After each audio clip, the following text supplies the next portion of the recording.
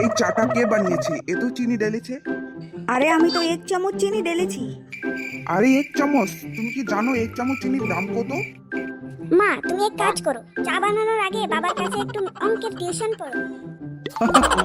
তোমরাও আমার সঙ্গে গুড়ের চা খাওয়া স্টার্ট করো, চিনির খরচাই হবে না। এত ঠান্ডায় কে ফ্যানটা চালু করলো? আমি তো অন করিনি। আমিও তো করিনি, কে করলো? তাহলে কে করলো? কোনো ভূত এসে করলো নাকি? হ্যাঁ বাবা, তুমি ঠিক বলেছো, ভূতের বোধে গরম লেগেছে তাই অন করেছে। তোমরা যদি এভাবে আমার টাকা খরচ করো, কদিন পরে আমার বৃদ্ধাশ্রমে যেতে হবে। Very good idea. চুপ থাক বেয়াদব পোলা, এভাবে বাবাকে বলতে নেই। ও চাচা, পানিলাও কত করে গো? 40 টাকা করে গো। কি বললে? 40 টাকা? তুমি কি ভেবেছো আমি মুকেশ আম্বানি নাকি? আমি 25 টাকা দেবো। 25 টাকা? এটা তো আমার আপ ডাউনের ভাড়াও হয়নি। তুমি যদি আমাকে এইভাবে দাম ধরো, তাহলে আমি তোমার পুরো দোকানটাই খালি করে দিতে পারবো। এভাবে তুমি যদি বাজারে ঝগড়া করো তাহলে তোমাকে কি বলবে জানো? কিপটে চৌধুরী। যার যেটা সেটাই বলুক, আমার কোনো আপত্তি নাই। আমার টাকা খরচ না হয়, এটাই আমার মূল উদ্দেশ্য। মা, এই আলুর বড়াটা এত পাতলা কেন? তুমি কি জানো যত পাতলা করবো তো তেল খরচ কম হবে, আর এটা শরীরের জন্য ভালো।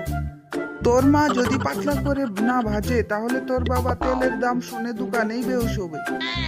হ্যাঁ বাবা, তুমি ঠিক বলেছো, এভাবে হিসাব করে চলতে হবে। আমি তো আর মুকেশ আম্বানি নই। হ্যাঁ বাবা, তুমি এক কাজ করো, সরকারের কাছে একটি চিঠি লেখো। তোমার চিঠি পড়ে সরকার সবকিছুর দামই কমিয়ে দেবে।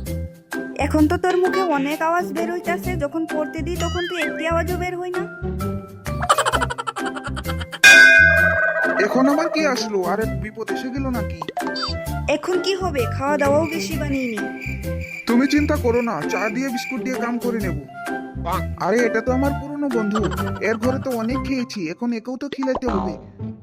আমি তো ভেবেছিলাম অল্প বেশি করেই বানিয়ে ফেলি, কিন্তু তুমি তো ভেবেছো তোমার বাবার সম্পত্তি চলে যাবে আধা।